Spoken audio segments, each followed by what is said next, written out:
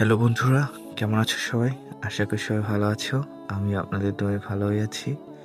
আপনাদের জন্য নিয়ে এসেছি আমি ভিন্ন স্বাদের একটি রান্না, যে রান্না খেলে সবাই শুধু হাত চাটতেই থাকবে।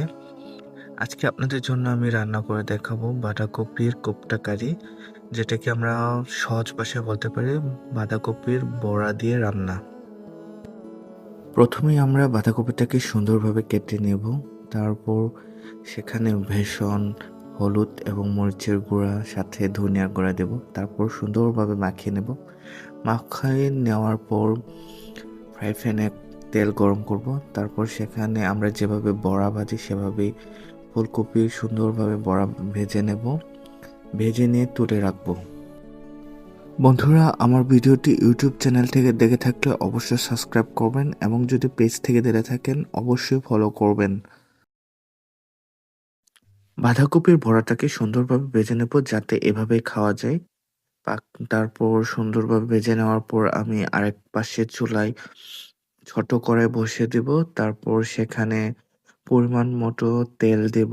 তেল দেওয়ার পর আমার কুচি করে রাখা পেঁয়াজ, রসুন, মরিচ সেগুলো দিয়ে দেব।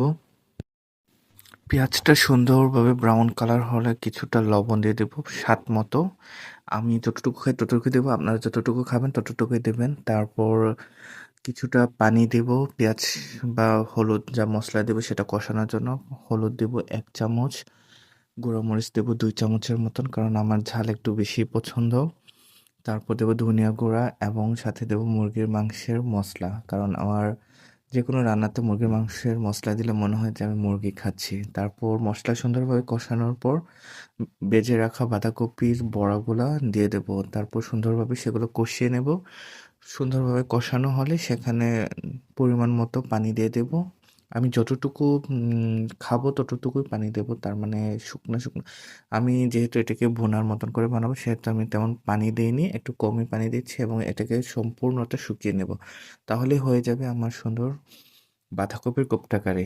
অবশ্যই বন্ধুরা আপনার বাড়িতে ট্রাই করবেন, অবশ্যই ভালো লাগবে এবং খেতে অনেক সুস্বাদু হয়েছিল। আমার মেসের ছোট ভাইরাও বলেছিল খেতে অনেক সুস্বাদু হয়েছে এবং আমি নিজে খেয়েও বলেছি অনেক সুস্বাদু হয়েছে। ধন্যবাদ বন্ধুরা সম্পূর্ণ ভিডিওটি দেখার জন্য।